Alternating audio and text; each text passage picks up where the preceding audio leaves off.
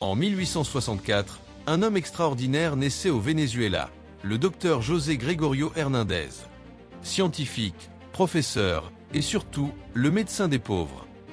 Son amour pour son pays ne se limitait pas à la médecine. En 1902, confronté à un blocus naval étranger, il fut le premier à s'engager comme volontaire dans l'armée, prêt à défendre la souveraineté du Venezuela au fusil.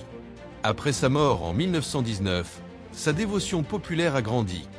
Bien que le Vatican ait ouvert sa cause en 1949, l'attente du premier saint national fut longue. En 2013, le président Nicolás Maduro lança un cri de joie devant le pape Francisco, à qui il offrit une statuette du « Vénérable » et exprima son souhait de canonisation. Il est un saint du peuple. Ce geste ouvrit une nouvelle étape du dialogue diplomatique et spirituel. Mais pour y parvenir, un miracle vérifiable était nécessaire. Et c'est en 2017 que la foi s'est manifestée. Dans le cas de la jeune fille Axuri Solorzano, un miracle qui a ému le Venezuela. En 2020, le pape Francisco a approuvé le miracle. Après la béatification en 2021, le président Maduro l'a célébré comme un miracle collectif.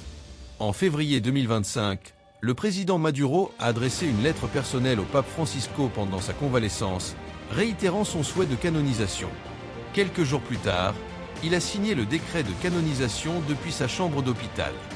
Le 19 octobre 2025, le Venezuela célèbre son saint national.